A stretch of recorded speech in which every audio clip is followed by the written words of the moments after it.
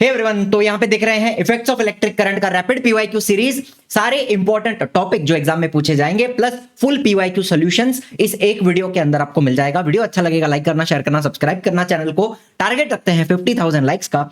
Let us begin. पूरे session का PDF with PYQ solution आपको कहां पे मिल जाएगा? इजी लर्निंग एप्लीकेशन के ऊपर मिल जाएगा। बराबर, ये अपना एप्लीकेशन है, प्ले स्टोर से इसको आपने इंस्टॉल किया। होम पेज के ऊपर फ्री मटेरियल्स आपको दिख रहा है, उसके अंदर फ्री कंटेंट आपको दिखेगा। फ्री कंटेंट में क्लास 10th महाराष्ट्र बोर्ड, उसके अंदर साइंस रैपिड पीवाईक्यू सीरीज, अपने जितने भी सेशंस हो रहे हैं रैपिड पीवाईक्यू सीरीज में, सबका पीडीएफ आपको यहां पे मिल जाएगा। Content explanation, topic explanation plus PYQ solutions, सब कुछ आपको यहां पे मिलने वाला है। ठीक है, चलिए शुरू करते हैं। पहला अपना छोटा सा इंपॉर्टेंट टॉपिक बनता है जूल्स लॉ ऑफ हीटिंग। जैसे ये एक वायर है, वायर मतलब एक कंडक्टर है, बराबर। उसके अंदर एटम्स आपको दिखाई देते हैं। जब करंट को पास करेंगे तो एक्चुअली में क्या फ्लो होता है? इलेक्ट्रॉन्स फ्लो करते हैं, और वो इलेक्ट्रॉन्स फ्लो होते होते एटम्स के साथ टकराते हैं। इलेक्ट्रॉन्स के पास, मुझे बताओ, कुछ ना कुछ काइनेटिक एनर्जी होगी। वो काइनेटिक एनर्जी एटम्स को ट्रांसफर होती है एंड एटम्स वाइब्रेट करने लगते हैं। बराबर, एटम्स क्या करते हैं? वाइब्रेट करने लगते हैं। एंड वो वाइब्रेशंस हम हीट के फॉर्म में ऑब्जर्व करते हैं।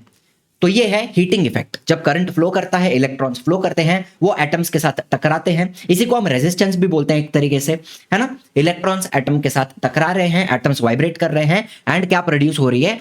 वो जो वाइब्रेशंस हैं एटम्स के, वही हीट के फॉर्म में हम एक्सपीरियंस करते हैं। ठीक है, चलो इतना बेसिक बात आपको समझ में आ गया। अब देखो, हीट का एक फॉर्मूला आपको दिया हुआ है आई स्क्वायर आर टी, जिसमें आई क्या है? करंट है, आर क्या है? रेजिस्टेंस है, टी क्या है? टाइम है। बराबर, तो ये फॉर्मूला जो है आई स्क्वायर आर टी, इसका मतलब क्या बनता है?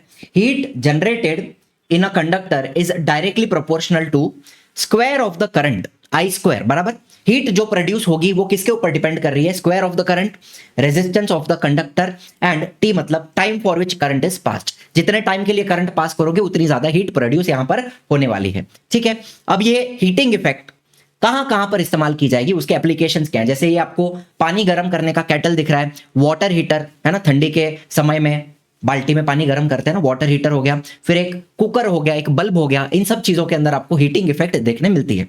देखो, water boiler, electric cooker, electric bulb make use of the heating effect of electric current. बराबर है। इसी प्रकार से आपने अगर एक ओवन देखा है तो ओवन के अंदर भी जो गर्मी प्रोड्यूस हो रही है, कैसे हो रही है? Heating effect of electric current के वजह से हो रही है। ठीक है, चलो फिर बल्ब के अंदर आपको ये फिलामेंट दिखती है, टंगस्टन की फिलामेंट होती है जो गर्म होगी। इसमें से इलेक्ट्रिक करंट पास होगा तो वो गर्म हो जाएगी एंड लाइट एमिट करने वाली है। तो इसके बारे में भी आगे डिटेल में पढ़ेंगे, चिंता मत करो आप। चलो, तो ये सारी कहानी समझ में आई आपको। वाटर बॉयलर हो गया, कुकर हो गया, बल्ब हो गया, इन सब के अंदर हीटिंग इफेक्ट का इस्तेमाल किया जाता है। देखो, electrical conductors having higher resistivity are used here. Resistivity का क्या मतलब है आपको बता देता हूं। जैसे हीट जो जनरेट होने वाली है उसका फॉर्मूला क्या बताया? आई स्क्वायर आर टी। बराबर है, मतलब हीट जो प्रोड्यूस हो रही है वो रेजिस्टेंस के ऊपर डिपेंड करती है। बराबर, एंड रेजिस्टेंस का एक फॉर्मूला होता है रो एल अपॉन ए। ये सिंबल बनाया ना मैंने, इसको हम बोलते हैं रो। एंड ये क्या होता है?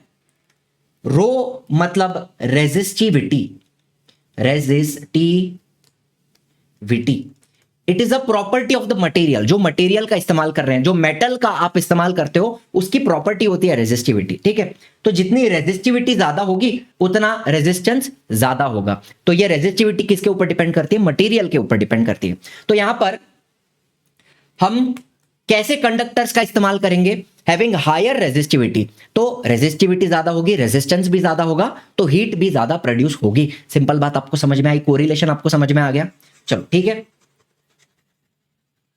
अभी देखो यहां पे बल्ब के अंदर जो अपना बल्ब अपन देखेंगे ना, उसके अंदर का जो फिलामेंट होता है वो कैसा होता है? कॉइल्ड कॉइल होता है। इसका क्या मतलब है? देखो, जैसे आपको कॉइल दिख रही है, ये जो स्प्रिंग जैसा शेप आपको दिख रहा है ना, वायर को हमने ऐसे ऐसे स्प्रिंग के शेप में बेंड किया हुआ है, इसको हम कॉइल बोलते हैं, या फिर आप इसको सोलेनॉइड भी बोल सकते हो। ये जो शेप है ना स्प्रिंग जैसा, और इसी कॉइल को अगर और कॉइल किया जाए तो इसको कॉइल्ड कॉइल बोलेंगे। तो ये जो बल्ब होता है ना अपना, उसके अंदर की फिलामेंट कैसी होती है? कॉइल्ड कॉइल होती है। ठीक है, ये छोटी सी बात आपको बता देता हूं। अब a coil made up of alloy nichrome is used in the electric heater cooker as a resistor. तो जो इलेक्ट्रिक हीटर और कुकर होते हैं उनके अंदर नाइक्रोम का इस्तेमाल किया जाता है। देखो नाइक्रोम क्या होता है, एक एलॉय है। किस चीज का एलॉय है? निकल एंड क्रोमियम, निकल और क्रोमियम का एलॉय है। इसकी भी रेजिस्टिविटी, रेजिस्टेंस काफी हाई होता है एंड वो काफी सारी हीट प्रोड्यूस करता है। कुकर के अंदर और हीटर के अंदर इस्तेमाल किया जाएगा। इसके अलावा tungsten wire is used in electric bulb. अब ये बल्ब देख लो आप, इसके अलग अलग पार्ट देख लो। एक तो अंदर आपको सोलेनॉइड टाइप कॉइल दिखेगी, ठीक है, ग्लास का बल्ब आपको दिखाई दे रहा है। अंदर एक सपोर्ट होता है ग्लास का जिसके ऊपर वो फिलामेंट सपोर्टेड है, बराबर। नीचे स्क्रू कैप है जिसमें आप होल्डर के अंदर फिट करने के लिए ऐसे घुमाते हो ना, स्क्रू कैप। एंड बल्ब के अंदर क्या होता है? ऑक्सीजन नहीं होता। अगर ऑक्सीजन रहेगा तो टंगस्टन को जब आप गर्म करोगे ना तो ऑक्सीजन के साथ वो रिएक्ट कर लेगा, ऑक्सीडाइज हो जाएगा, ब्रेक हो जाएगा, बराबर।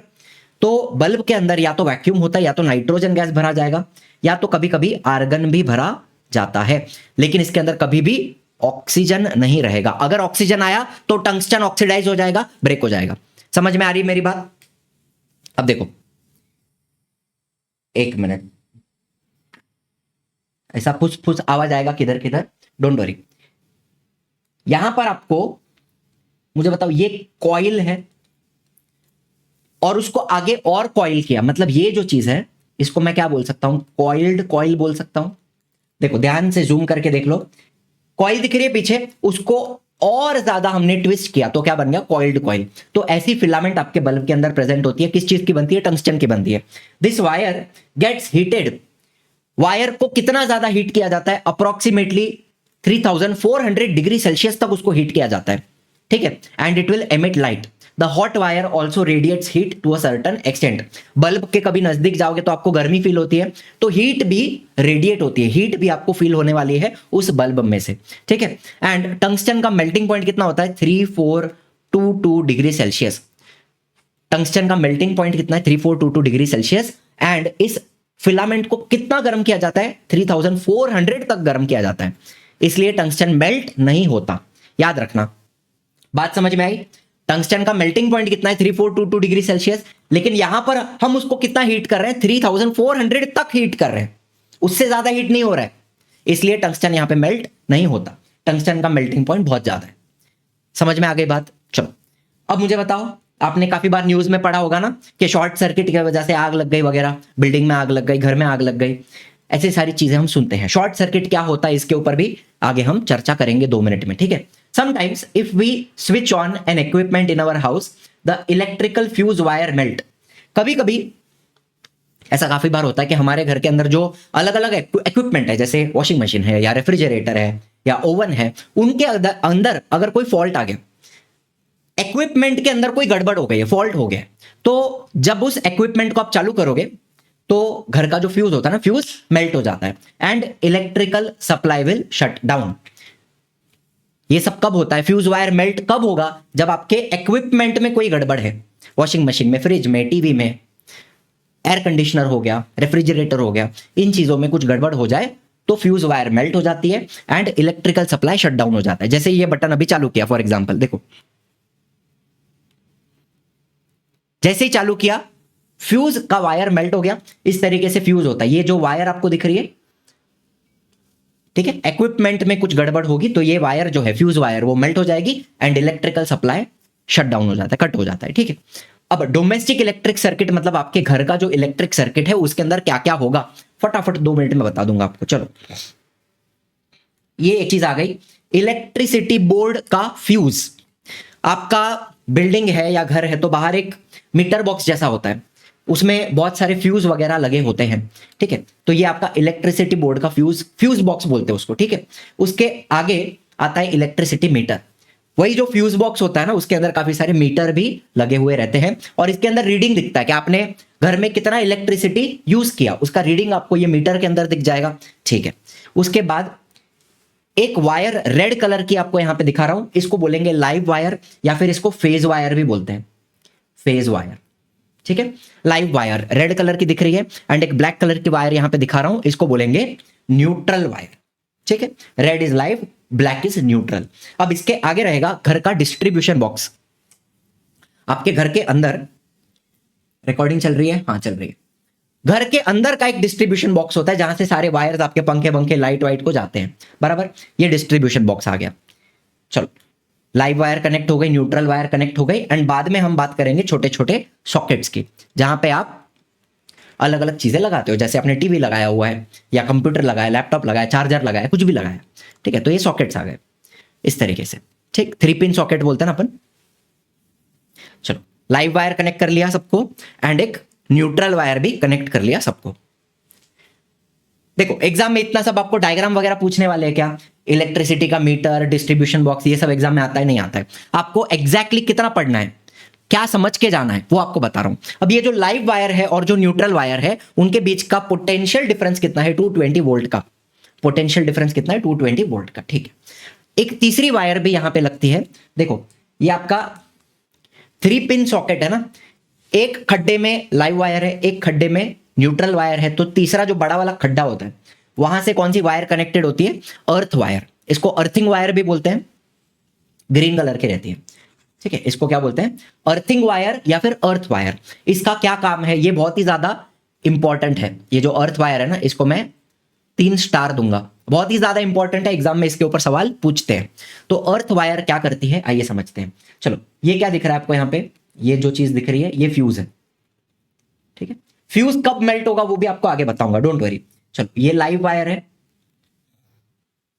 ये आपकी न्यूट्रल वायर है, न्यूट्रल, लाइव और न्यूट्रल। अच्छा, इनके बीच का पोटेंशियल डिफरेंस कितना है?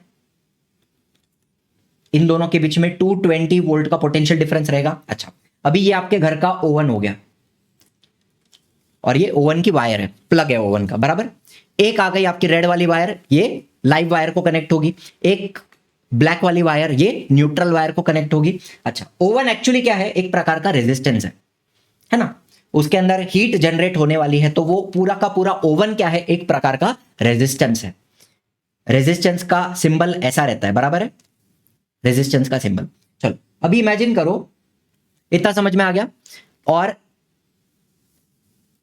ये आपकी अर्थिंग वाली वायर भी दिखा रहा हूं। अर्थिंग वायर का काम क्या है वो आपको आगे समझ में आएगा।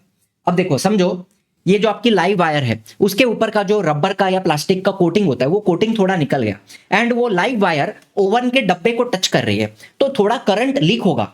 आप ओवन को टच करोगे तो आपको झटका लगेगा। करंट क्या हो रहा है? लीक हो रहा है। आपका जो ओवन है उसके अंदर क्या आ गया? थोड़ा थोड़ा करंट आ गया है, वो थोड़ा थोड़ा आपको क्या मार रहा है? झटका मार रहा है, ठीक है। तो अर्थिंग वायर क्या करती है? अर्थिंग वायर ग्राउंड से कनेक्टेड, और ग्राउंड का जो पोटेंशियल होता है, इट इज अप्रोक्सीमेटली 0। ग्राउंड का पोटेंशियल कितना है? 0 है। तो ये जो ग्रीन कलर की अर्थ वायर है, ये एक्स्ट्रा करंट को एब्जॉर्ब कर लेगी। जो करंट लीक हो रहा था, आपके ओवन को झटका लग रहा था, तो वो एक्स्ट्रा करंट ये ग्रीन वाली वायर एब्जॉर्ब कर लेगी, और उस करंट को सीधा जाके कहां छोड़ेगी? ग्राउंड में छोड़ देगी। तो आपको ओवन को जब टच करोगे ओवन को, तो झटका नहीं लगेगा। Are you understanding? ये कंसेप्ट होता है अर्थ वायर का।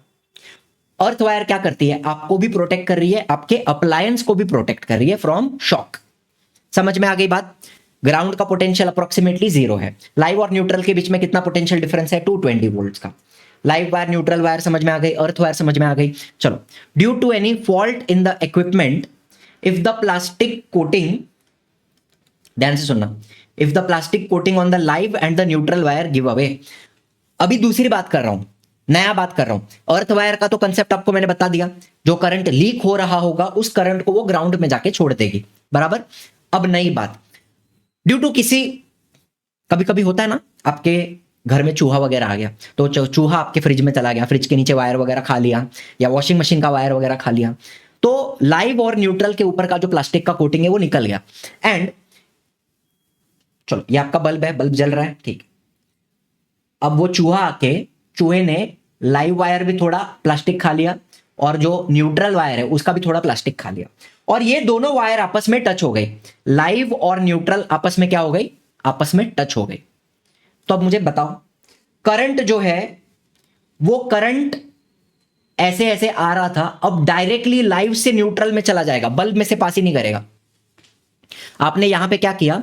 आपने सर्किट को छोटा कर दिया। मतलब जैसे ये आपका सर्किट है, फॉर एग्जांपल, चलो ये आपका सर्किट है, ये आपका बल्ब है, बल्ब लगाया हुआ है ऊपर, ठीक है,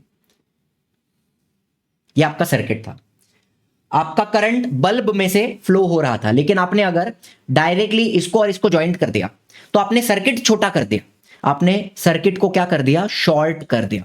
अब इससे क्या होगा मुझे बताओ, सर्किट को अगर आपने शॉर्ट कर दिया तो रेजिस्टेंस बहुत कम हो जाएगा, एंड अगर रेजिस्टेंस बहुत कम हो जाएगा तो करंट बढ़ जाएगा।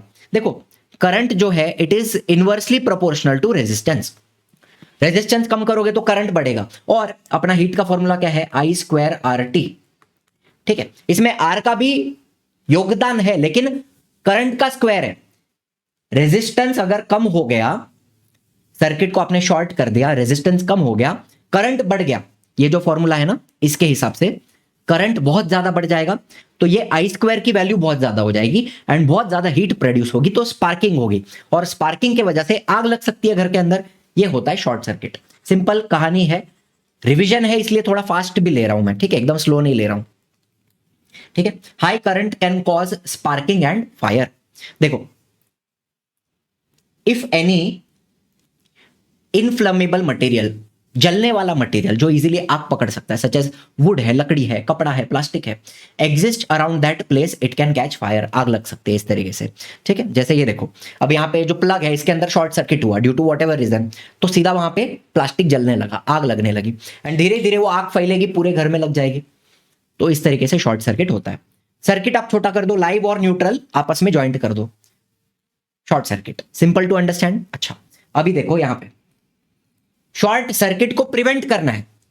शॉर्ट सर्किट कैसे होता है वो तो मैंने बता दिया, लाइव और न्यूट्रल आपस में टच हो गए तो सर्किट शॉर्ट हो गया। इसको प्रिवेंट कैसे करें, उसके लिए हम इस्तेमाल करेंगे फ्यूज का। अब ये फ्यूज क्या होता है, फ्यूज एक ऐसे मटेरियल से बनता है जो इजीली मेल्ट हो जाए। अब बताओ क्या होगा, चलो मान लेते हैं लाइव वायर का थोड़ा सा प्लास्टिक निकल गया, न्यूट्रल वायर का थोड़ा सा प्लास्टिक निकल गया, एंड ये दोनों आपस में क्या हो गए, एक दूसरे को क्या किया, टच कर लिया, ये लोग ने एक दूसरे को टच कर लिया, तो सर्किट हो गया शॉर्ट। ठीक है, शॉर्ट हो जाएगा तो क्या होगा, हीट जनरेट होगी, करंट इंक्रीज हो जाएगा। चलो एक पहले बात बताओ, सर्किट शॉर्ट करने से क्या होगा, आपका जो करंट फ्लो हो रहा है वो बहुत ज्यादा बढ़ जाएगा, एंड उस करंट की वजह से आग तो लग सकती है, लेकिन आग लगने के पहले ये जो फ्यूज वायर है ना वही मेल्ट हो जाएगी। जब करंट बढ़ जाएगा तो फ्यूज के अंदर भी हीट जनरेट होगी, करंट के बढ़ने से फ्यूज के अंदर भी हीट जनरेट होगी, एंड फ्यूज वायर जो है वो खुद मेल्ट हो जाएगी एंड सर्किट को ब्रेक कर देगी। तो फ्यूज क्या करती है, आपके घर को आग लगने से बचाती है, शॉर्ट सर्किट प्रिवेंट करती है, अप्लायंस को प्रोटेक्ट करती है, आपको प्रोटेक्ट करती है ना। फ्यूज वायर का काम है शॉर्ट सर्किट प्रिवेंट करके आग प्रिवेंट करना। देखो इस तरीके से ये फ्यूज वायर दिख रही है आपको, जैसे ही करंट बढ़ जाएगा फ्यूज के अंदर भी, एक मिनट,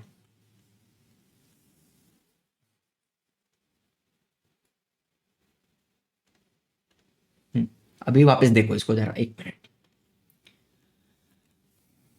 जैसे ही करंट बढ़ा, लाइव और न्यूट्रल आपस में टच कर लिए, करंट इंक्रीज हो गया तो फ्यूज में भी हीट जनरेट होगी एंड फ्यूज वायर मेल्ट हो जाएगी, सर्किट ब्रेक हो जाएगा, आग नहीं लगेगी। समझ गए मेरी बात।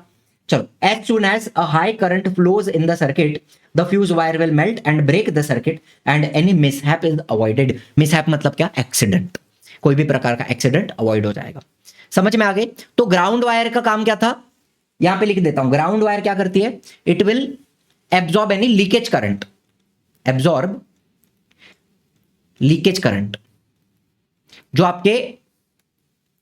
आपका जो अप्लायंस है, वॉशिंग मशीन है, फ्रिज है, ओवन है, उसके अंदर अगर कुछ करंट लीक हो रहा है, आपको शॉक लग रहा है, तो वो करंट ग्राउंड वायर एब्जॉर्ब कर लेती है। एंड फ्यूज क्या करता है, अगर करंट बहुत बढ़ गया, शॉर्ट सर्किट हो गया, करंट बढ़ गया तो फ्यूज मेल्ट हो जाएगी, सर्किट ब्रेक कर लेगी, आपके एक्सीडेंट को प्रिवेंट करेगी। Are you understanding. चलो, why does power cut happen in summer, summer में बिजली क्यों चली जाती है ज्यादा, इसके पीछे क्या रीजन है, आइए। Huge electrical power is used in the evening due to home lighting, fan, air conditioner, use of electricity in shop. Summer season में ज्यादा लोग एसी चलाते हैं, पंखा चलाते हैं, लाइटें चलाते हैं, तो बहुत लोड आ जाता है। ठीक है, बहुत सारी इलेक्ट्रिकल पावर यहां पे कंज्यूम होती है एयर कंडीशनर की वजह से, एसी सबसे ज्यादा पावर खींचता है। ठीक है, देखो, excessive current is drawn from the transformer supplying the electricity. ऐसा आपने देखा होगा आपके घर वर में, रास्ते वगैरह पे ऐसा ट्रांसफॉर्मर लगा रहता है। ठीक है, इसको डीपी बोलते हैं, डबल पोल। ऐसे दो पोल होते हैं और उसके बीच में एक बड़ी सी मशीन होती है। ये मशीन क्या होती है? ट्रांसफॉर्मर। इसका काम है आपके घर को करंट सप्लाई करना। घर पे जो करंट आता है ना, वो ट्रांसफॉर्मर से आ रहा है। लेकिन अगर बहुत ज्यादा करंट हम खींच रहे हैं, बहुत सारा करंट हम कंज्यूम कर रहे हैं, तो इस ट्रांसफॉर्मर की भी एक लिमिट होती है। उससे ज्यादा करंट वो आपको नहीं दे पाएगा, उसके अंदर भी हीट जनरेट होगी, स्पार्किंग हो जाएगी। तो if the capacity of the transformer is insufficient, आपने बहुत ज्यादा करंट खींच लिया, यहां पर भी एक फ्यूज होता है, ये जो दिख रहा है आपको, यहां पर भी फ्यूज होता है। फ्यूज वायर मेल्ट हो जाएगी and the supply will shut down. मतलब क्या हो जाएगा? घर की बिजली कट जाएगी। इसको हम बोलते हैं overloading. Such events occur due to overloading. And बाद में वो फ्यूज का वायर वापस चेंज करना पड़ेगा, इलेक्ट्रिशियन आएगा, फ्यूज का वायर चेंज करेगा, उसके बाद वापस घर के अंदर करंट आएगा, बिजली आ जाएगी। Are you understanding? तो बहुत ज्यादा करंट अगर हम खींच रहे हैं तो ट्रांसफॉर्मर के अंदर भी स्पार्किंग होती है, हीट जनरेट होती है। ठीक है, तो ट्रांसफॉर्मर की एक कैपेसिटी होती है, एक लिमिट तक वो करंट आपको दे सकता है घर को। उससे ज्यादा अगर करंट खींचा तो फ्यूज का वायर इधर भी मेल्ट हो जाएगा। Are you understanding? चलो, अब ये एमसीबी का कंसेप्ट यहां पे छोटा सा दिया हुआ है। These days miniature circuit breaker MCB switches are used in home। घर का आपका जो डिस्ट्रीब्यूशन बॉक्स होता है ना, देखा होगा, उसके अंदर MCB स्विच होता है, miniature circuit breaker. When the current in the circuit suddenly increases, this switch opens and the current stop। मतलब क्या हुआ? फॉर एग्जाम्पल आपके घर पे कहीं पे शॉर्ट सर्किट हो रहा था एंड अचानक करंट बढ़ गया, लाइव और न्यूट्रल टच कर गए तो करंट इंक्रीज हो गया। तो वैसे टाइम पे ये स्विच ट्रिप हो जाता है, बंद हो जाता है खट करके। आपको दिखाता हूं, ये देखो, ये एमसीबी के स्विच हैं, इस तरीके से वो चालू रहते हैं घर के अंदर। लेकिन जब शॉर्ट सर्किट अगर हो रहा है या किसी इक्विपमेंट में कुछ गड़बड़ हो गई, हाई करंट फ्लो होने लगा, तो ये क्या हो जाएगा? स्विच खट करके नीचे गिरेगा, ट्रिप हो जाएगा। इसको हम क्या बोलते हैं? ट्रिप हो जाना। बाद में आप घर पे चेक करो किधर प्रॉब्लम है। एक बार हुआ था ऐसा, ओवन मेरा खराब हो गया था। ओवन जैसे मैंने चालू किया, खट करके एमसीबी ट्रिप हो गया। फिर मैंने ओवन अनप्लग किया, उसको रिपेयरिंग में दिया एंड वापस इसको ऊपर कर दिया। ये जो एमसीबी का स्विच है ना, उसको वापस ऊपर कर सकते हैं अपन। इसका फायदा क्या है? अगर फ्यूज रहेगा तो वो वायर मेल्ट हो गया तो आपको वापस नया वायर लगाना पड़ेगा। तो यहां पे फायदा क्या होता है? ये बटन नीचे गिर जाता है तो कोई एक्सीडेंट नहीं होता, शॉर्ट सर्किट नहीं होता। तो जो भी प्रॉब्लम है उसको आप सॉल्व कर लो एंड बाद में ये एमसीबी का स्विच है, इसको वापस ऊपर कर दो। तो यहां पे बार बार फ्यूज का वायर लगाने का जरूरत नहीं है ना, सिर्फ ये बटन खट करके नीचे गिरता है तो उसको वापस ऊपर कर सकते हो आप, सिंपल। ठीक है, फॉर द एंटायर हाउस। देखो, different type of MCB are in use. घर के अंदर छोटे छोटे बहुत सारे एमसीबी होते हैं, लेकिन ये भी कभी कभी फेल हो सकते हैं, ये भी कभी कभी फेल होते हैं। तो सबसे सेफ क्या है? For the entire house however usual fuse wire is used. अगर ये फेल हो गए तो फ्यूज वायर भी होती है इसके अलावा, वो लास्ट ऑप्शन है। अगर फ्यूज वायर नहीं रहेगा तो फिर आग लग गया। अगर ये फेल हो गया एंड फ्यूज वायर नहीं है तो आग लग जाएगी। ठीक है, ये यहां पे आपको फोटो दिख रहा है, ये अलग अलग प्रकार के फ्यूजेस हैं। ठीक है, आई होप सारी कहानी आपको बहुत अच्छे से समझ में आ रही है। रिवीजन कर रहे हैं, आपके लिए बहुत ही ज्यादा स्पेशल चीज लेके आया हूं। 11th स्टैंडर्ड का बैच हमने लॉन्च कर दिया है, उड़ान बैच। आपको दिखाई दे रहा है, ये उड़ान बैच हमने लॉन्च कर दिया है, उड़ान 4.0। इसका पढ़ाना हम अप्रैल से स्टार्ट करेंगे। जैसे आपकी एग्जाम खत्म हो जाएगी, मार्च में खत्म हो जाएगी, अप्रैल से या मिड अप्रैल से हम पढ़ाना स्टार्ट कर देंगे 11th स्टैंडर्ड का। मैं आपको बायोलॉजी पढ़ाऊंगा। वैसे हमारी फुल टीम ऑफ टीचर्स भी है जो आपको सारे सब्जेक्ट पढ़ाने वाली है। अब बैच के अंदर इंटरैक्टिव क्लास, अगर आपने क्लास 10th का हमारा पढ़ाना देखा है तो किस तरीके से हम पढ़ाते हैं, इंटरैक्टिव क्लास होता है, स्टूडेंट्स के साथ बातचीत करके उनका डाउट क्लियर करके हम पढ़ाते हैं। टेस्ट सीरीज में आपको एमसीक्यूज भी मिल जाएंगे, सब्जेक्टिव टेस्ट मिल जाएगी। एमसीक्यू हो गया, सब्जेक्टिव टेस्ट हो गया। सब्जेक्टिव टेस्ट में आप पेपर लिखते हो, वो आपको चेक करके भी दिया जाता है। पर्सनल मेंटरशिप में आपको एक स्पेशल IVR नंबर दिया जाता है, आप किसी भी टीचर को कॉल करके अपना डाउट क्लियर कर सकते हो। ठीक है, जैसे आप मुझे कॉल कर लो या शुभम सर को कॉल कर लो, या जो भी टीचर होंगे उनको कॉल करने का जरिया है, डायरेक्टली कॉल करके अपना डाउट क्लियर कर सकते हो। Access of any upcoming batch, अगर कोई क्रैश कोर्स या कोई भी छोटा मोटा कोर्स लॉन्च होता है तो वो आपको फ्री में दिया जाता है, अलग से लेना नहीं पड़ता। खजाना मतलब क्या?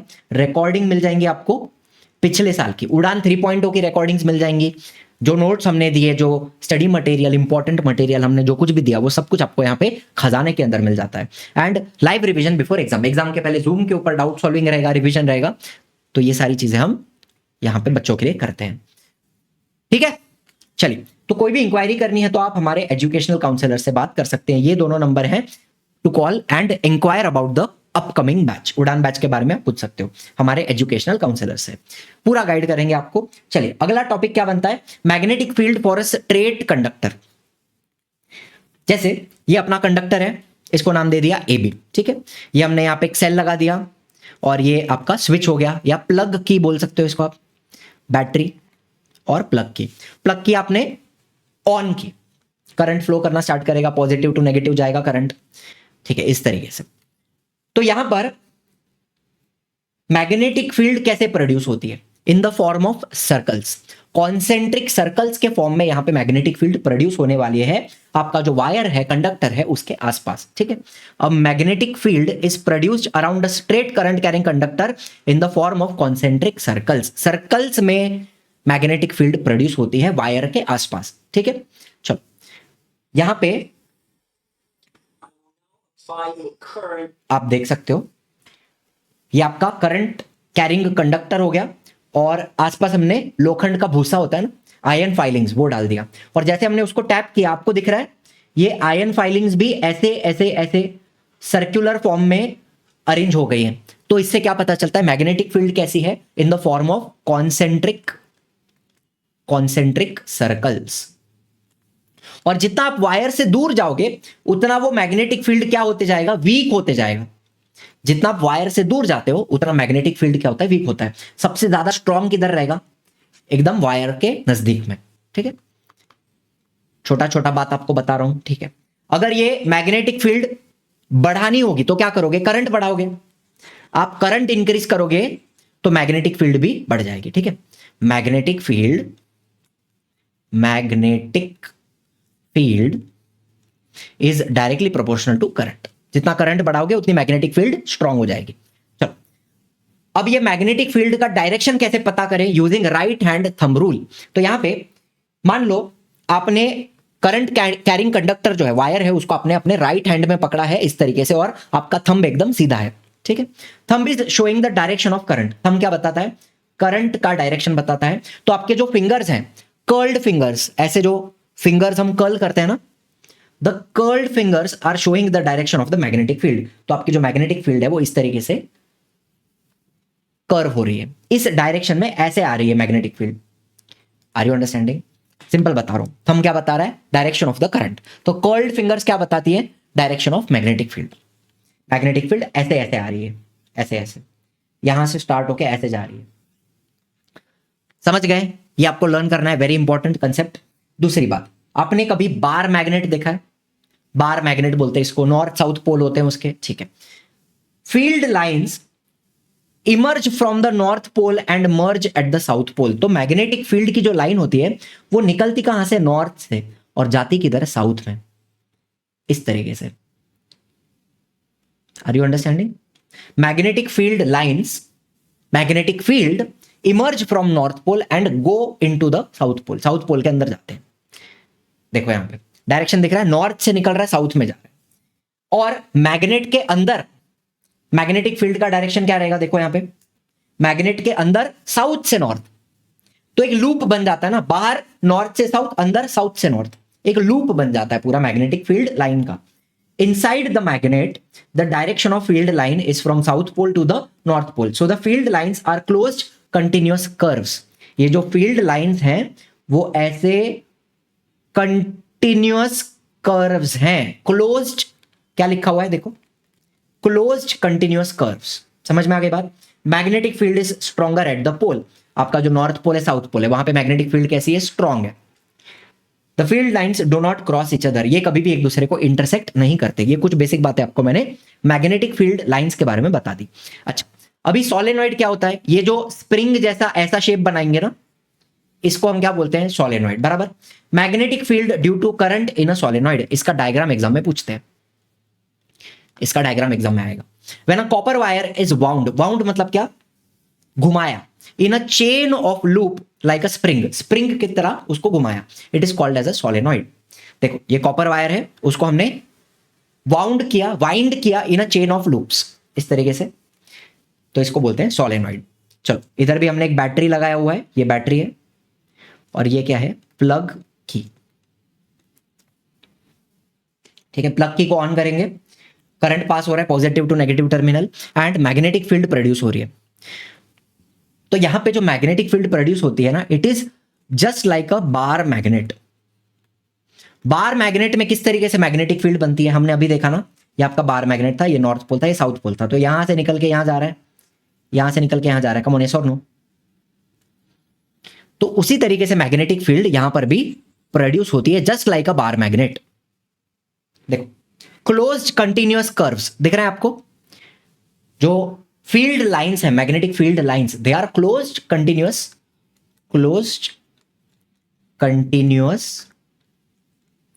कर्व्स। सिंपल बात समझ में आई? चलो, और आपको क्या दिख रहा है, देखो यहां से मैग्नेटिक फील्ड बाहर आ रही है और पीछे की तरफ अंदर जा रही है, तो इधर ये आपका नॉर्थ पोल हो गया, ये आपका साउथ पोल हो गया, बराबर बात है, नॉर्थ एंड पीछे क्या रहेगा, साउथ। एंड सोलेनॉइड के अंदर, ध्यान से सुनना, सोलेनॉइड के अंदर मैग्नेटिक फील्ड यूनिफॉर्म होती है। एंड मैग्नेटिक फील्ड किसके ऊपर डिपेंड करेगी, करंट के ऊपर। जितना करंट बढ़ाओगे मैग्नेटिक फील्ड स्ट्रांग हो जाएगी। एंड नंबर ऑफ टर्न्स, तो जितने टर्न्स बढ़ाओगे, जितने ज्यादा टर्न्स रहेंगे, उतनी ज्यादा मैग्नेटिक फील्ड स्ट्रांग हो जाएगी। चलो, इतना टर्न हुआ और ऐसा टर्न हुआ, तो किसमें मैग्नेटिक फील्ड ज्यादा बनेगी, दूसरे वाले में। जहां पे टर्न्स ज्यादा होंगे वहां पे मैग्नेटिक फील्ड ज्यादा स्ट्रांग रहेगी। सिंपल बात समझ में आई? चलो, the magnetic field is uniform inside the solenoid. अंदर आप देखो मैग्नेटिक फील्ड लाइंस एकदम सीधी हो जाती हैं, पैरेलल हो जाती हैं ऑलमोस्ट, तो हम क्या बोलते हैं, सोलेनॉइड के अंदर मैग्नेटिक फील्ड इज यूनिफॉर्म। सारी जो लाइंस हैं, magnetic field lines, they are parallel to each other. समझ में आ रही बात? चलो, यहां पे भी आप देख पा रहे हो,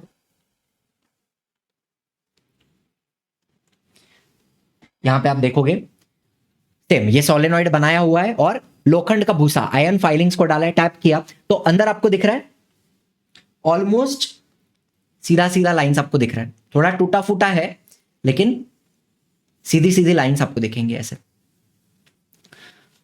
चलो, समझ में आ गई बात? अभी आगे बढ़ रहे हैं अपन, सोलेनॉइड का डायग्राम, जो अपन ने डायग्राम देखा वो आपको आना चाहिए, उसका लेबलिंग आपको आना चाहिए अच्छे से, जो जो मैंने बताया। Now, force acting on a current carrying conductor in a magnetic field. नया टॉपिक आगे बढ़ रहे हैं। अब ये जो टॉपिक है ये आपके मोटर से कनेक्ट होने वाला है। ये जो कंसेप्ट आपको बता रहा हूं, ये सेम कंसेप्ट मोटर के अंदर एप्लीकेबल है। देखो, यहां पे मैंने एक हॉर्स शू मैग्नेट लिया है।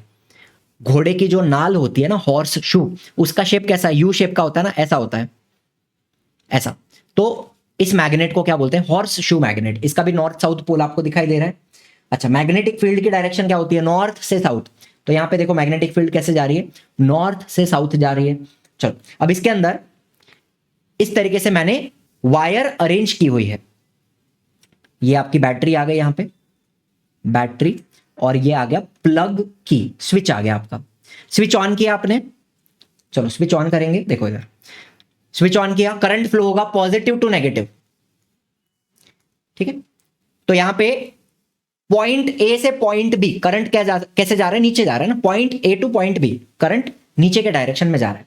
तो हम क्या देखते हैं, ध्यान से सुनना, जब आपने एक करंट कैरिंग कंडक्टर को, मतलब एक वायर को, एक ऐसी वायर जिसमें करंट फ्लो कर रहा है, ठीक है, इस वायर को जब आपने एक मैग्नेटिक फील्ड में रखा, तो वो वायर कुछ फोर्स एक्सपीरियंस करेगी, उस वायर के ऊपर कुछ फोर्स आएगा, कुछ धक्का लगेगा उसको।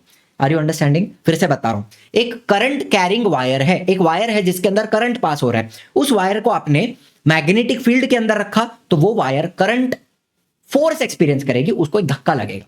चलो, अभी देखो यहां पे वायर को धक्का लगा बाहर की तरफ। Force is exerted on a current carrying conductor in the presence of a magnetic field. जब आपने कंडक्टर को, करंट कैरिंग कंडक्टर को मैग्नेटिक फील्ड में रखा, उसके ऊपर एक फोर्स आया। सिंपल बात है, ये कंसेप्ट है। चलो, अब धक्का कौन से डायरेक्शन में लगेगा, वायर के ऊपर फोर्स एक्सर्ट हुआ, तो वो फोर्स कौन से डायरेक्शन में लगेगा, ये हमें पता चलता है from left hand rule. And ये left hand rule, Fleming's left hand rule, motor के लिए अप्लाई करना है, ठीक है। तो एल एम क्या याद रखेंगे, left hand rule for the motor, L M, ठीक है, L M, left hand rule for motor. चलो, अभी देखो, ये मेरा ही लेफ्ट हैंड है। अब यहाँ पे इंडेक्स फिंगर जो है आपका पहला उंगली, ऐसा दिखाते ना ऐसा, ये जो पहला उंगली है इंडेक्स फिंगर, वो दिखाता है direction of the magnetic field. कौन सी फिंगर है? इंडेक्स फिंगर बोलते हैं इसको, index, direction of the magnetic field. चलो फिर मिडल फिंगर जो है वो मैं अभी नहीं दिखा सकता। Middle finger shows the direction of current. ये क्या बता रही है? करंट का डायरेक्शन बता रही है। तो आपका जो थंब है वो क्या बताएगा? Direction of the force. आपकी जो वायर थी, कंडक्टर था, उसके ऊपर फोर्स कौन से डायरेक्शन में लगेगा, ये आपका थंब बता रहा है।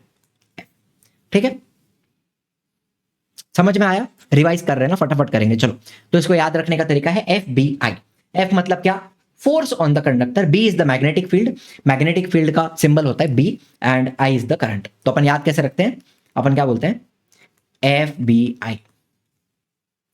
फोर्स थंब पे रहेगा, थंब आपका फोर्स बता रहा है, बी इंडेक्स फिंगर बता रही है, और आई मिडल फिंगर बता रहा है। एफ बी आई, ऐसा किया, F B I, F B I, F B I. ठीक है, चलो अब इसको अप्लाई कैसे करने का आपको बता देता हूं। मैग्नेटिक फील्ड की डायरेक्शन नॉर्थ टू साउथ। ठीक है, चलो तो आपका जो इंडेक्स फिंगर है वो मैग्नेटिक फील्ड की डायरेक्शन बता रहा है north to south.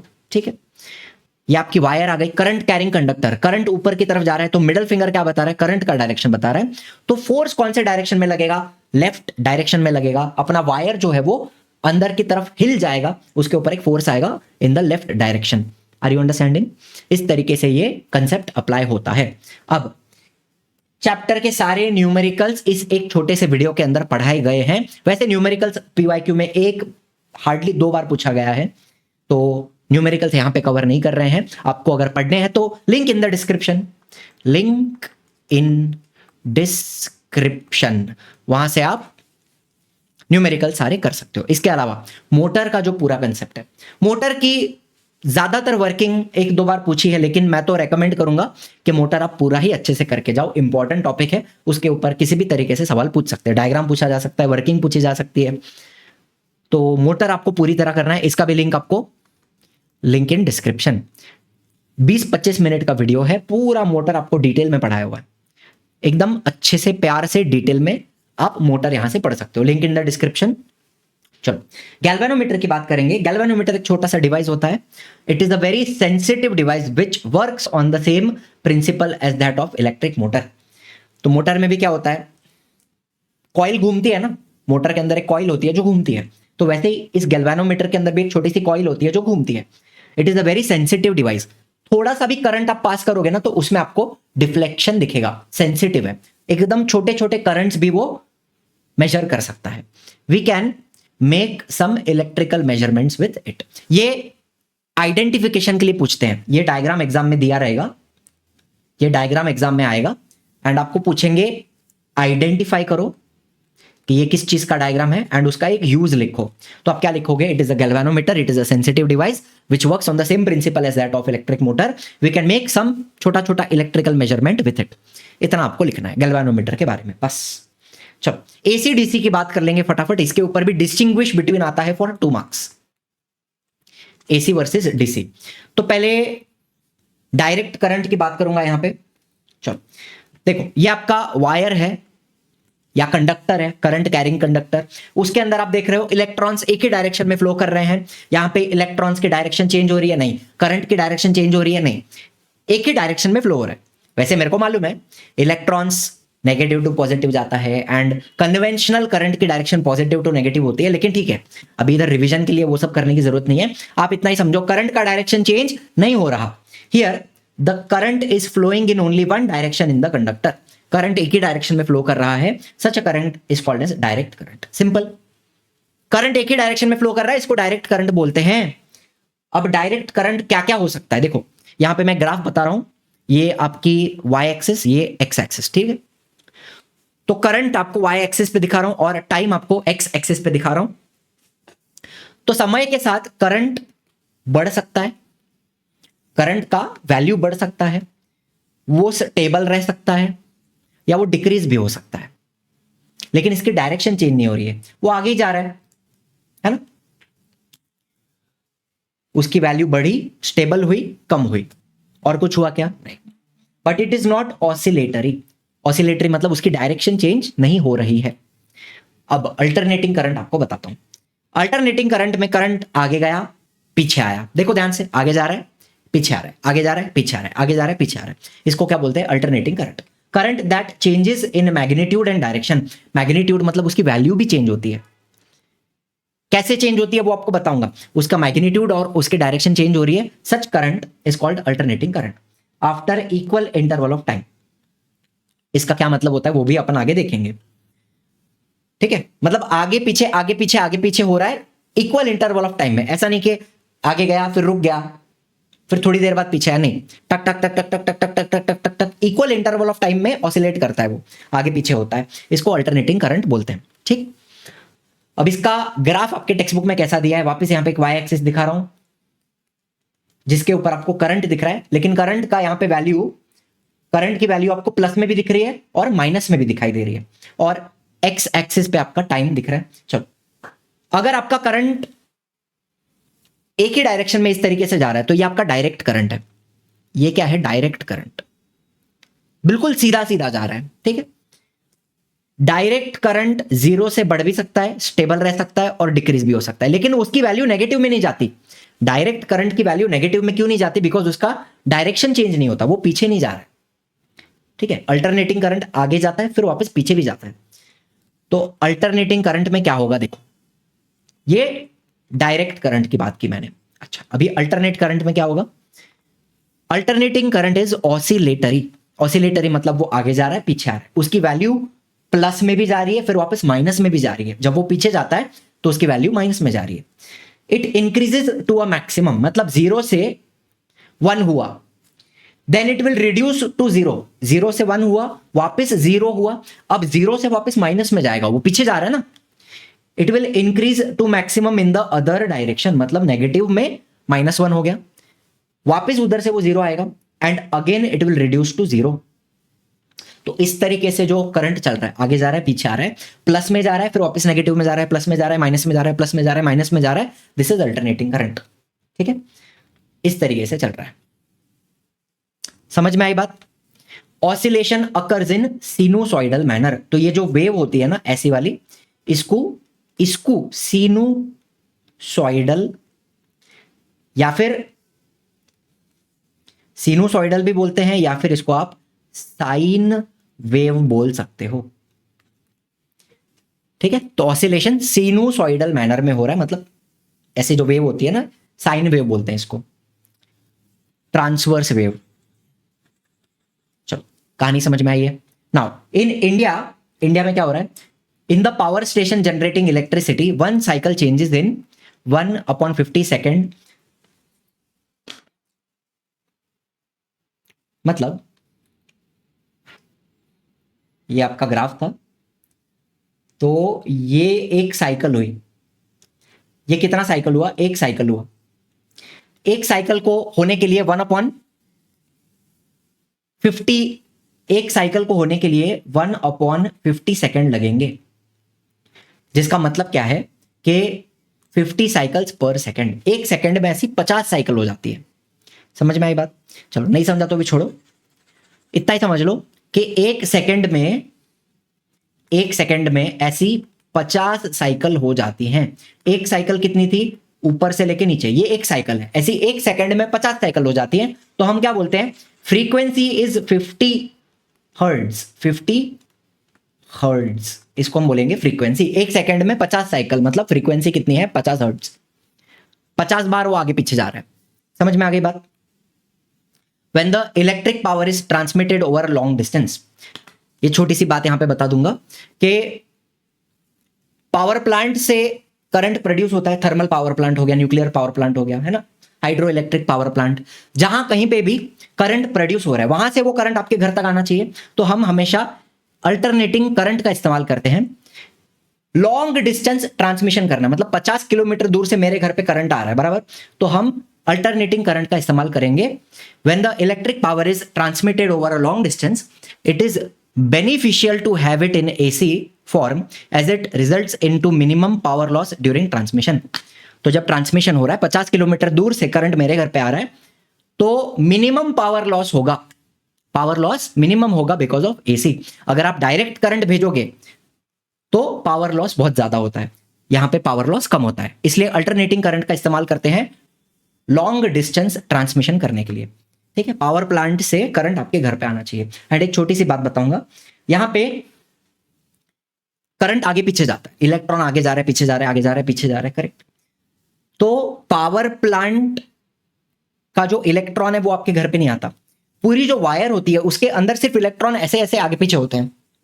Power plant से लेके आपके घर तक जो वायर है उसके अंदर सिर्फ इलेक्ट्रॉन आगे पीछे होता है, वहां का इलेक्ट्रॉन आपके घर पे आता नहीं है, ये बात आप याद रखना। आपके घर के अंदर जो वायर्स वगैरह चल रही है ना अल्टरनेटिंग करंट पे, उसके अंदर सिर्फ इलेक्ट्रॉन्स आगे पीछे हो रहे हैं। ठीक है, छोटी सी बात आपको यहां पे बता दी। चलो अभी एक छोटा कंसेप्ट है इलेक्ट्रोमैग्नेटिक इंडक्शन का। चलो यहां पे मैंने गैल्वेनोमीटर कनेक्ट किया और मैंने एक कॉइल बनाई है, सिंपल एक कॉइल बनाया, बाकी कुछ नहीं है। गैल्वेनोमीटर क्या बताएगा, अगर करंट प्रोड्यूस होता है तो गैल्वेनोमीटर में डिफ्लेक्शन दिखेगा मुझे। चलो फिर मैंने एक मैग्नेट लिया, बार मैग्नेट। अब मैं जब इस मैग्नेट को कॉइल के पास लेके आऊंगा तो मुझे गैल्वेनोमीटर में दिख रहा है कि करंट प्रोड्यूस हो रहा है। ठीक है, अब इस पोजीशन में करंट प्रोड्यूस नहीं हो रहा है, फिर से जब बार मैग्नेट को दूर लेके जाऊंगा तो वापस करंट प्रोड्यूस हो रहा है। तो मुझे एक बात बताओ, हमने क्या किया, जब मैग्नेट को आगे पीछे किया, हमने इस कॉइल के आसपास की जो मैग्नेटिक फील्ड है, मैग्नेटिक फील्ड, उसको हमने क्या किया, चेंज किया। जब आप मैग्नेट को पास ला रहे हो तो मैग्नेटिक फील्ड इंक्रीज हो रही है, जब मैग्नेट को दूर लेके जा रहे हो तो मैग्नेटिक फील्ड डिक्रीज हो रही है। तो जब आप आगे पीछे करते हो, मैग्नेट को आगे पीछे करते हो, तो क्या करते हो, मैग्नेटिक फील्ड को आप चेंज करते हो। कॉइल के आसपास की मैग्नेटिक फील्ड को आप क्या कर रहे हो, चेंज कर रहे हो जब आप मैग्नेट को आगे पीछे करते हो। एंड उस समय इस कॉइल के अंदर करंट प्रोड्यूस होगा। कॉइल के अंदर क्या होगा, करंट प्रोड्यूस होगा। देखो ध्यान से सुनना, करंट इज इंड्यूस्ड मतलब प्रोड्यूस हो रहा है due to changing magnetic field. Coil के आसपास की जो मैग्नेटिक फील्ड है वो क्या हो रही है, चेंज हो रही है। मैग्नेट को आप आगे पीछे हिला रहे हो। अगर मैग्नेट को सिर्फ पकड़ के रखा तो कुछ हो रहेगा, करंट प्रोड्यूस हो रहा है, नहीं हो रहा है। जब ऐसे ऐसे कर रहा हूं, मैग्नेटिक फील्ड को चेंज कर रहा हूं, तब करंट इंड्यूस हो रहा है। This is called electromagnetic induction. समझ में आ गया। और यही कंसेप्ट हम जनरेटर के अंदर इस्तेमाल करते हैं। अब माइकल फैराडे साहब जो थे, साइंटिस्ट थे, इन्होंने इलेक्ट्रोमैग्नेटिक इंडक्शन की डिस्कवरी की थी एंड उन्होंने एक लॉ हमें दिया। वो लॉ आपको लर्न करना है, इसको हम फैराडेज लॉ कहते हैं। फैराडेज लॉ, ये लॉ आपको क्या करना है, लर्न करना है। Whenever the number of magnetic lines of force passing through the coil change, simple भाषा में कॉइल के आसपास की मैग्नेटिक लाइंस ऑफ फोर्स क्या हो रही हैं, चेंज हो रही हैं। Current is induced in the coil, coil के अंदर करंट प्रोड्यूस होता है। Whenever the number of magnetic lines of force passing through the coil change, current is induced in the coil. This is known as Faraday's law of induction. ये आपको learn करना है, exam में पूछ सकते हैं। अगर एग्जाम में पूछा व्हाट इज इलेक्ट्रोमैग्नेटिक इंडक्शन, तो आप ये लिखोगे। ठीक है, अगर एग्जाम में आया व्हाट इज इलेक्ट्रोमैग्नेटिक इंडक्शन, तो आप ये वाली डेफिनेशन लिखोगे एंड आगे सिर्फ इतना लिख देना, this is the principle of electromagnetic induction, EMI। Exam में इलेक्ट्रोमैग्नेटिक इंडक्शन की डेफिनेशन आए तो ये वाली लिखेंगे और उसके आगे लिख देना this is the principle of electromagnetic induction. ठीक है, the current produced in the coil is induced current. जो कॉइल के अंदर करंट प्रोड्यूस होता है उसको इंड्यूस्ड करंट बोलते हैं। ठीक है, एंड लास्ट चीज, फ्लेमिंग्स राइट हैंड रूल। अब याद रखना, Rahul Gandhi, right hand rule generator के लिए इस्तेमाल किया जाएगा। Right hand rule for the generator, Fleming's right hand rule. Right hand thumb rule की बात नहीं कर रहा हूं। राइट हैंड थंब रूल क्या बताता है, थंब क्या बता रहा है, करंट का डायरेक्शन। कर्ल्ड फिंगर्स क्या बता रहे हैं, मैग्नेटिक फील्ड का डायरेक्शन, वो अलग कंसेप्ट है। Fleming's right hand rule generator के लिए इस्तेमाल किया जाएगा। राहुल गांधी और LM लक्ष्मीकांत मिश्रा, मेरे एक सर थे, हिंदी पढ़ाते थे, Laxmikant Mishra sir, left hand rule for motor. समझ में आ गया। चलो अब राइट हैंड रूल की बात करेंगे। ये मेरा ही राइट हैंड है, मेरे ही बाल आपको दिखाई दे रहे हैं यहां पे। ओके, इंडेक्स फिंगर क्या बता रहा है, फिर से मैग्नेटिक फील्ड बता रहा है, direction of magnetic field. Thumb क्या बता रहा है, थंब बता रहा है मोशन ऑफ द कंडक्टर, के वायर को आपने किस डायरेक्शन में मूव किया।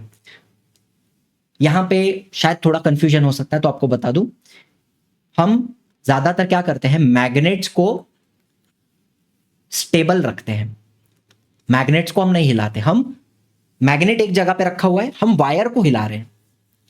इससे भी सेम चीज होगी ना, वायर के आसपास की जो मैग्नेटिक फील्ड है वो चेंज होगी। मैग्नेट को एक जगह पे रखा है, वायर को मूव कर रहे हैं ऐसे ऐसे ऐसे ऐसे। Are you understanding? तो मैग्नेट्स आर स्टेबल एंड हम क्या बता रहे हैं, मोशन ऑफ द कंडक्टर, कि आप वायर को, कंडक्टर को कैसे मूव कर रहे हो, किस डायरेक्शन में मूव कर रहे हो। तो मिडिल फिंगर क्या बताएगा, direction of the induced current. Current कौन से डायरेक्शन में प्रोड्यूस होगा वो आपको मिडिल फिंगर से पता चलेगा। इसको याद करने का तरीका है, मो मतलब motion of the conductor, B is magnetic field and I is induced current. Mo B I. ठीक, तो ये हो गया आपका मोशन ऑफ द कंडक्टर, ये हो गया मैग्नेटिक, समझते हो ना, मैग्नेटिक फील्ड लिखने की जरूरत है क्या, मैग्नेटिक फील्ड, और ये हो गया induced current, direction of induced current. ठीक है, ये थंब से आ गया, थंब, ये इंडेक्स फिंगर से आ गया, और ये मिडल फिंगर से आ गया। Mo B I, motion of the conductor, magnetic field की direction, current of direction of induced current, mo B. Okay, याद करना है आपको, लर्न करना है रूल। अब इलेक्ट्रिक जनरेटर का भी 25 मिनट का डिटेल्ड, बढ़िया, सुपर डुपर एनिमेटेड एक्सप्लेनेशन आपको लिंक इन डिस्क्रिप्शन मिल जाएगा, इसको आप देख सकते हैं। जनरेटर भी पूरा लर्न करना है, उसका कंस्ट्रक्शन हो गया, वर्किंग हो गया, सारी चीजें आपको जनरेटर की आनी चाहिए। चल, इसके आगे अपन करते हैं पीवाईक्यू। पीवाईक्यू में आपको समझ में आएगा कि किस तरीके से सवाल पूछे जाते हैं। पूरे 13 पेपर के पीवाईक्यू यहां पे अपन करने वाले हैं। Dash device is used to produce electricity. Electricity बनाने के लिए किसका इस्तेमाल करेंगे, जनरेटर का। जनरेटर इलेक्ट्रिसिटी बनाकर देगा। Fuse wire, bad conductor, rubber glove, generator, बताओ क्या संबंध है सब में। Bad conductor, rubber glove, fuse wire और जनरेटर, किसी का कोई संबंध नहीं। फ्यूज अलग काम कर रहा है, bad conductor, rubber glove, generator, बताओ। ये बहुत ही बढ़िया क्वेश्चन है, इसका आंसर मैं आपको नीचे कमेंट में दूंगा, ठीक है, या तो आप मेरे को कमेंट में दो संबंध निकाल के। पीवाईक्यू मैंने एकदम अच्छे से पढ़ा नहीं, आपके साथ साथ ही पढ़ रहा हूं यहाँ पे। Tungsten metal is used to make solenoid type coil in electric bulb. ये आपका एक्सरसाइज का गिव रीजन है, एक्सरसाइज के अंदर का ही है, कुछ अलग नहीं है। टंगस्टन का मेल्टिंग पॉइंट बहुत ज्यादा हाई होता है एंड बल्ब के अंदर उसको 3400 डिग्री तक हीट किया जाता है and that is why tungsten is used to make solenoid type of coil in electric bulb. तो ये कहानी आपको एक्सरसाइज की कहानी है, बेसिक कहानी है। ऑड मैन आउट मेरे को आप कमेंट में बताओ। चलो, identify the figure and right one use. ये आपका फ्यूज है। फ्यूज क्या करता है, अगर कोई फॉल्ट आ गया, शॉर्ट सर्किट होने वाला है, तो इसकी वायर मेल्ट हो जाएगी, सर्किट को ब्रेक कर देगी एंड आपको आग से बचाएगी, एक्सीडेंट से बचाएगा। ये है मिनिएचर सर्किट ब्रेकर और ये है गैल्वेनोमीटर। ये सब लोग क्या करते हैं आपको ऑलरेडी बताया हुआ है मैंने, एक एक करके देख लो। पहला वाला फ्यूज है, electric fuse is a safety device that protects the wiring against excessive heating caused by excess supply of current. Current बहुत अगर बढ़ जाएगा तो आग नहीं लगनी चाहिए। It melts when heavy current flows through the circuit thereby causing the circuit to become open. Circuit open हो गया मतलब सर्किट ब्रेक हो गया। दूसरा क्या है, miniature circuit breaker. It is a device which functions as a fuse. Fuse की तरह ही काम करता है but does not require replacement. बार बार उसको बदली करने की जरूरत है नहीं, सिर्फ उसका जो स्विच होता है वो ट्रिप हो जाता है तो वापस उसको ऊपर कर सकते हो। MCB trips down to break the circuit when heavy amount of current flows through it. Once the fault is rectified, जो भी प्रॉब्लम था वो आपने सॉल्व कर लिया, एमसीबी को फिर से रिसेट कर दो, वो स्विच को वापस ऊपर कर दो, ठीक है। गैल्वेनोमीटर क्या करता है, सेंसिटिव डिवाइस है, works on the same principle as that of electric motor, we can make some electrical measurement with it. तीनों आ गया, सिंपल आ गया। Now dash is used to make solenoid type coil in electric bulb. Bulb के अंदर आपका tungsten का रहेगा coil. Loud speaker, microphone, motor, magnet. अब ये लाउड स्पीकर है, माइक्रोफोन, मोटर, ये सब लोग force exerted on current carrying conductor in a magnetic field, वो जो प्रिंसिपल हमने पढ़ा था ना उसके ऊपर काम करते हैं ये लोग। एंड मैग्नेट क्या होता है, मैग्नेट होता है, बस नॉर्थ साउथ पोल रहता है उसको।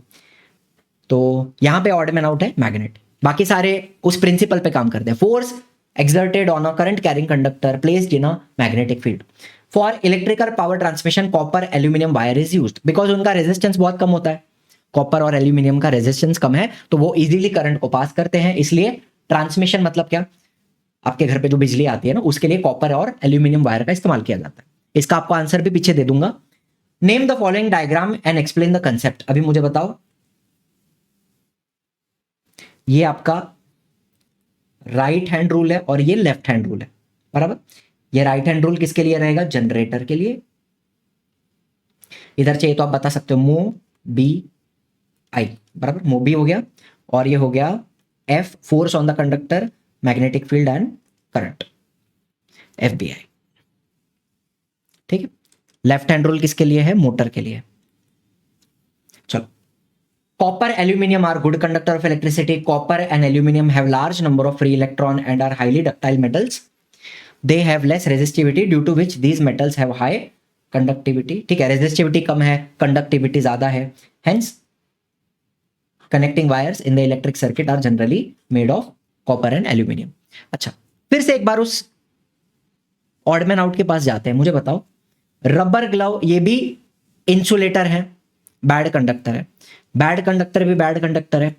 फ्यूज वायर भी, फ्यूज वायर का रेजिस्टेंस काफी ज्यादा रहता है, फ्यूज वायर का रेजिस्टेंस ज्यादा होता है तो वो भी एक तरीके से क्या है, बैड कंडक्टर ही है ना। रेजिस्टेंस ज्यादा होता है इसलिए वो गर्म हो जाती है और मेल्ट हो जाती है, तो फ्यूज वायर भी एक तरीके से बैड कंडक्टर ही है। तो बचा क्या, जनरेटर। तो यहां पे odd man out I think यही आना चाहिए मेरे हिसाब से।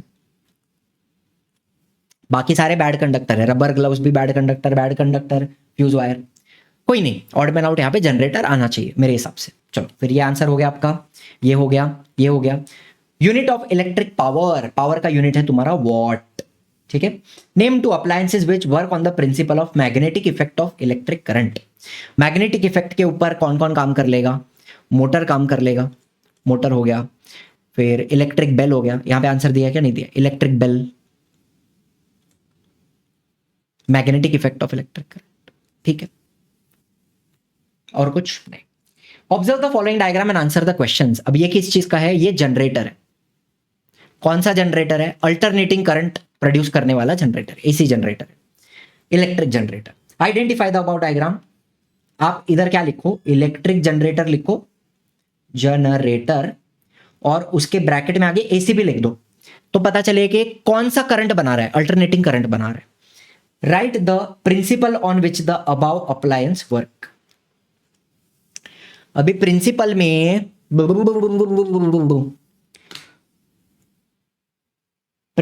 में अपन राइट हैंड रूल तो नहीं लिखेंगे ना, इलेक्ट्रोमैग्नेटिक इंडक्शन ही आना चाहिए, बिकॉज ये इलेक्ट्रोमैग्नेटिक इंडक्शन के ऊपर काम करता है। लेकिन एक जस्ट छोटा कंफ्यूजन है मेरे को।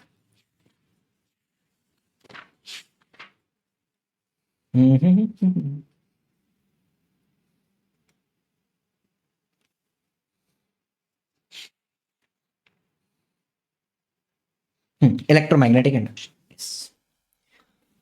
यहां पे रूल नहीं लिखेंगे अपन, राइट हैंड रूल नहीं लिखने का, फ्लेमिंग्स राइट हैंड रूल, यहां पे लिखेंगे इलेक्ट्रोमैग्नेटिक इंडक्शन, ठीक। Right the working of the above appliance, ये मैंने वो दूसरा जो वीडियो आपने देखा उसके अंदर आ गया रहेगा working. Write the use of the above appliance to generate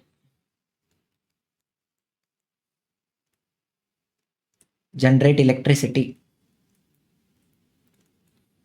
उसमें भी ब्रैकेट में एसी लिख देना, अल्टरनेटिंग करंट बनाएगा ये, ठीक। चलो, give scientific reason, tungsten metal का इस्तेमाल करते हैं, हो गया। Identify the figure and explain it use.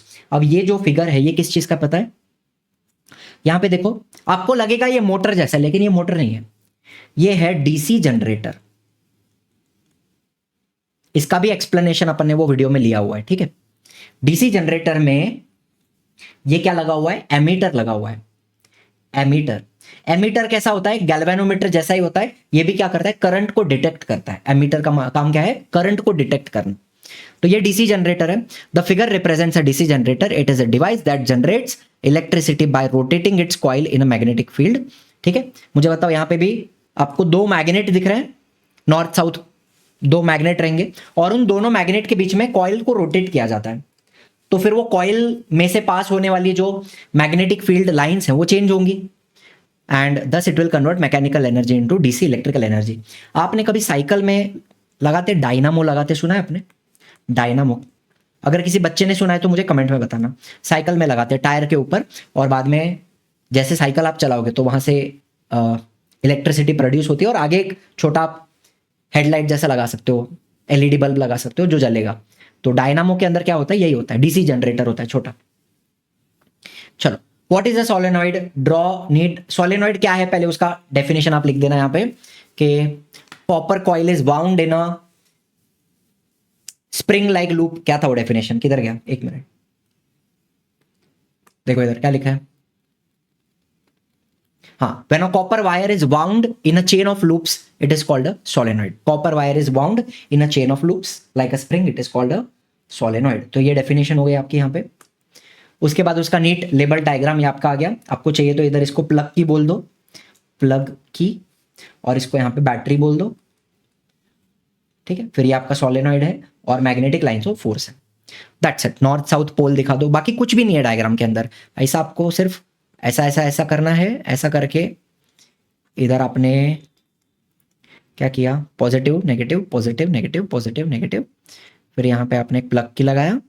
चलो हो गया इतना। और बाद में क्या करने का, अंदर ऑलमोस्ट सीधा सीधा लाइन दिखाओ, ऐसा ऐसा सीधा सीधा लाइन, और इधर से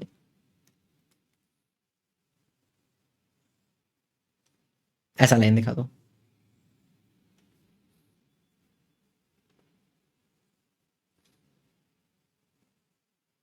बस थोड़ा सा इसको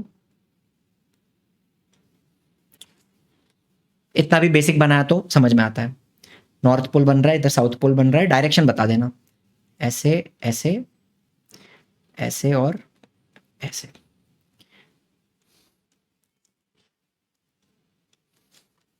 इजी टू मेक, ज्यादा कुछ नहीं है डायग्राम में। चलो फिर रेजिस्टेंस ओम, पोटेंशियल डिफरेंस क्या है, volt, voltage volt, unit of intensity of magnetic field, इसका आंसर है ओरस्टेड।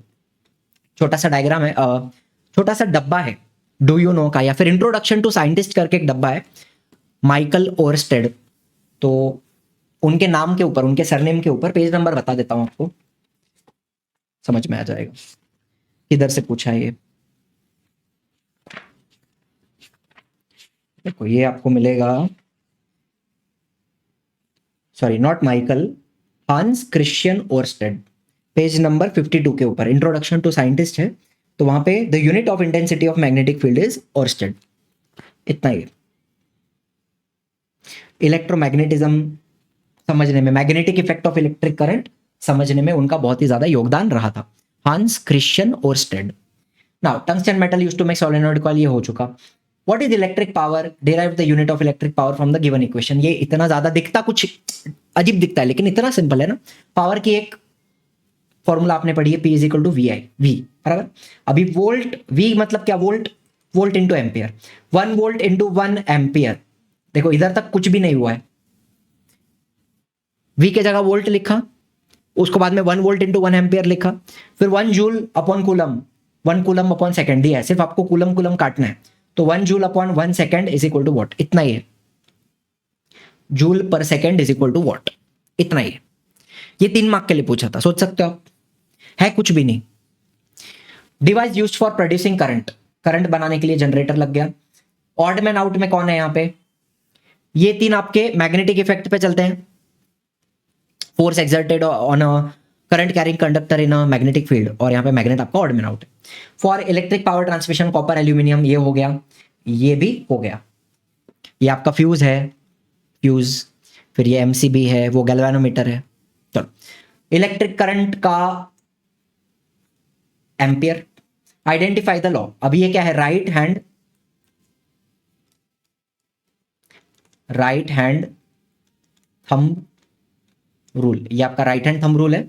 बस आइडेंटिफाई द लॉ, उतना ही पूछा है। आपको चाहिए तो इसका आप एक्सप्लेनेशन भी लिख दो, है ना, रिस्क ना को लेने को, एक्सप्लेनेशन भी लिख दो कि राइट हैंड क्या बताता है, करंट का डायरेक्शन बताता है, curled fingers show the direction of magnetic field, curled fingers. Okay, अभी मैग्नेटिक नीडल, अभी ये गिव रीजन था, magnetic needle shows decreasing deviation of its angle as distance from a current carrying conductor is increased. मतलब क्या, एक wire था, and उसके wire के अंदर करंट फ्लो कर रहा है, ठीक है, वायर के अंदर क्या है, करंट है, और ये मैग्नेटिक नीडल है, उसमें भी नॉर्थ पोल रहेगा, साउथ पोल रहेगा, ठीक है, छोटा सा नीडल, कंपास के अंदर होता है ना मैग्नेटिक नीडल। तो आप मैग्नेटिक नीडल को जितना दूर लेके जाओगे उसके अंदर का डिफ्लेक्शन कम होता है। इसके पीछे क्या रीजन है मुझे बताओ। वायर से जितना आप दूर जाओगे मैग्नेटिक फील्ड कैसी होती है, वीक हो जाती है।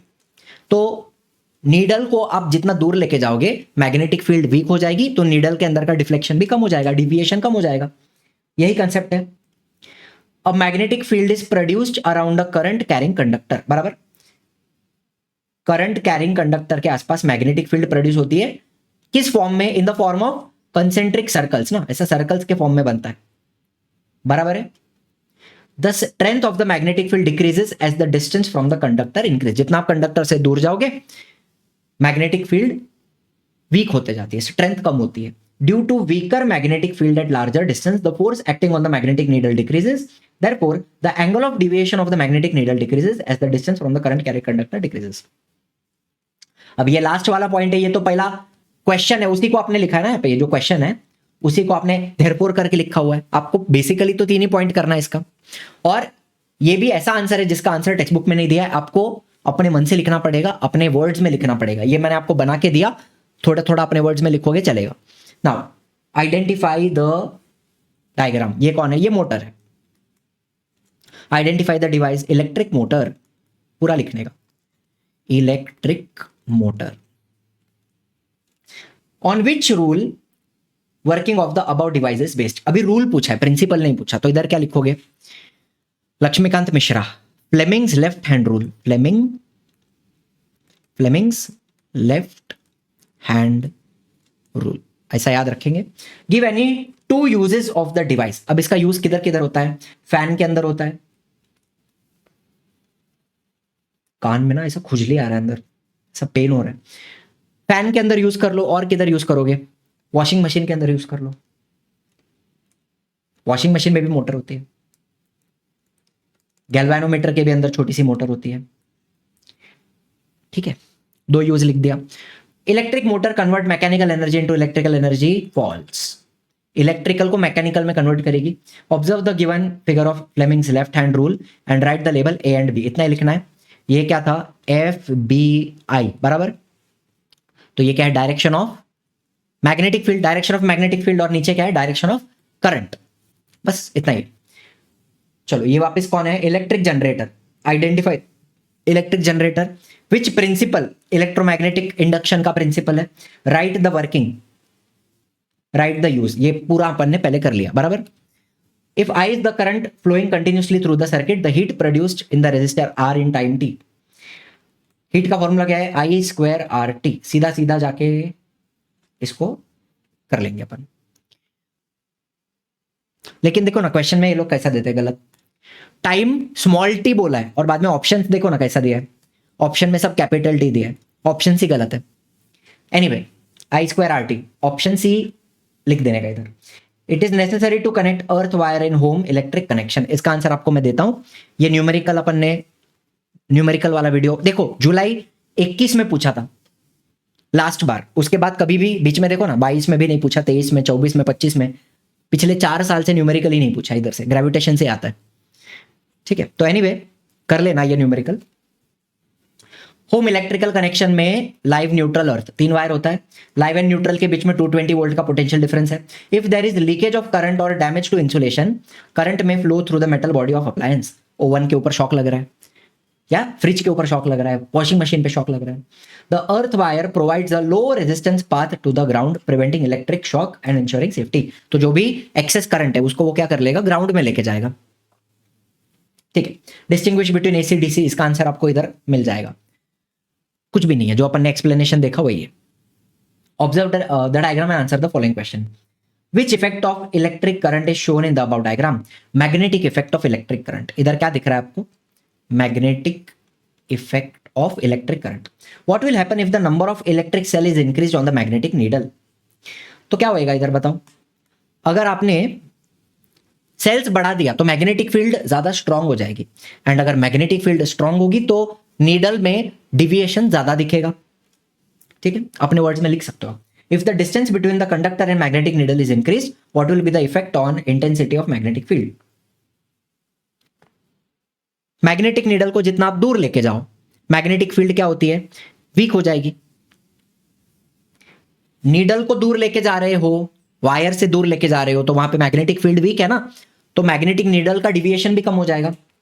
If the end of electric cell are interchanged, what will be the effect on magnetic needle. अगर आपने जो सेल था उसको उल्टा लगाया तो करंट का डायरेक्शन उल्टा हो जाएगा, एंड करंट उल्टा डायरेक्शन होगा तो मैग्नेटिक नीडल का डिविएशन भी चेंज हो जाएगा। जैसे यहां पे देखो, यहां पे डिविएशन, यहां पे नॉर्थ ऊपर आ रहा है, तो सेल अगर उल्टा कर दिया तो यहां पे देखो साउथ ऊपर आ रहा है, नॉर्थ नीचे जा रहा है, डिविएशन उल्टा हो जाएगा। Right the names of any two instrument which work on the magnetic effect of electric current. Motor है, लाउड स्पीकर है, माइक्रोफोन है, बहुत सारी चीजें, ठीक है। इसका भी आंसर सब दिया हुआ है इधर। हाँ, इलेक्ट्रिक बेल भी लिख सकते हो, मोटर लिख सकते हो, जितने भी आंसर मैंने अभी आपको बताए वो सारे आंसर इधर मैंने लिख के दिए हैं, कोई दिक्कत वाली बात नहीं है।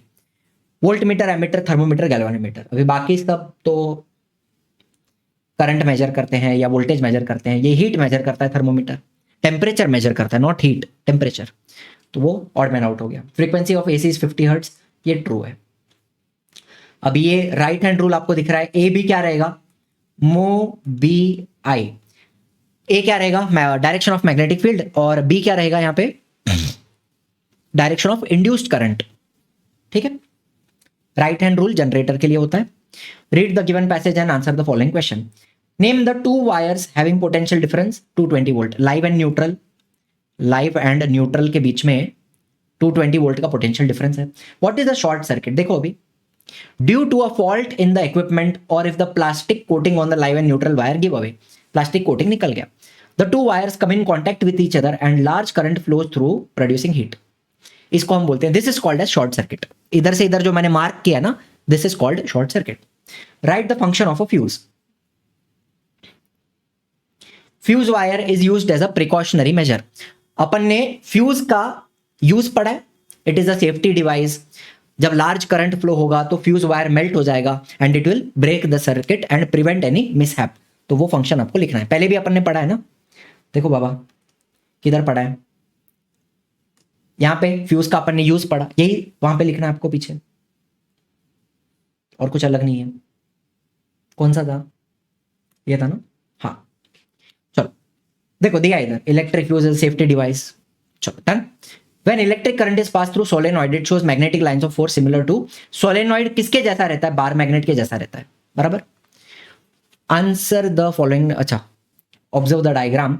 वापस जनरेटर पूछा है, which instrument the above figure shows, electric generator.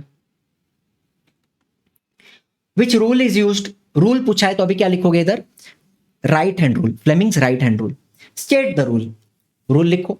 In which direction B1 to B2 और B2 to B1 will the current flow in the external circuit in that situation। अब यहां पर आपको दिख रहा है करंट का डायरेक्शन ABCD दिखाया है। चलो करंट कैसे फ्लो कर रहा है, ऐसे जा रहा है, A से B से C से D और D से आ रहा है वो B2 और B2 से जाएगा B1। तो यहां पे आपको दिखेगा B2 to B1 in the external circuit. एक बार जनरेटर का वीडियो देखा रहेगा आपने तो समझ में, इजीली समझ में आ जाएगा, कुछ भी नहीं है। What change will have to be made in the coil for increasing the current several time without changing the magnet. तो मैग्नेट को चेंज करे बिना अगर करंट बढ़ाना है, जो करंट प्रोड्यूस हो रहा है, तो क्या करोगे, कॉइल में जो टर्न्स होते हैं ना, कॉइल के अंदर जो टर्न्स होते हैं वो टर्न्स बढ़ा दो आप, तो ज्यादा करंट प्रोड्यूस होगा। चलो इसका पूरा आंसर मैंने नहीं दिया क्या, इधर देना चाहिए क्या, बहुत ही सिंपल है ना। इलेक्ट्रिक जनरेटर नाम हो गया, right hand Fleming's right hand rule आ गया। रूल का आपने एक्सप्लेनेशन तो मैंने ऑलरेडी दिया हुआ है, वो आपको करना है। B2 से B1 डायरेक्शन हो गई एंड क्या करना पड़ेगा, number of turns will have to be increased. इधर ही लिखता हूं, increase number of turns in coil. ठीक है, अलग से आंसर देने की जरूरत नहीं है। यहां क्या दिखाया है, दो डायग्राम दिया है, डायग्राम ए एंड बी। अब ए वाले में आप देखो दो रेजिस्टर आपको दिख रहे हैं R1 R2, ये सीरीज में लगे हैं, सीरीज। एंड बी वाले में आपको R1 R2 दो रेजिस्टर दिख रहा है जो पैरेलल में है। अब आपने 9th में पढ़ा होगा कि जब सीरीज में आप रेजिस्टर लगाओगे तो रेजिस्टेंस ऐड हो जाएगा, बराबर।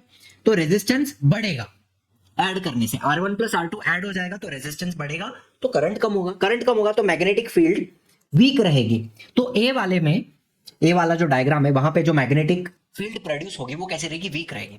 एंड बी वाले डायग्राम में R1 R2 पैरेलल है, तो पैरेलल कॉम्बिनेशन में रेजिस्टेंस क्या होता है, थोड़ा कम रहेगा resistance as compare to series. तो यहां पर करंट उतना डिक्रीज नहीं होगा, तो यहां पर मैग्नेटिक फील्ड थोड़ी स्ट्रांग रहेगी, ठीक है। तो बी वाले में मैग्नेटिक फील्ड स्ट्रांग रहेगी एज कंपेयर टू ए। तो यहां पे आपका आंसर कौन सा बनता है, ऑप्शन डी देखो, the intensity of magnetic field in A is less than B. Simple हो गया। चलो ये आपका न्यूमेरिकल है, न्यूमेरिकल आप देख लेंगे।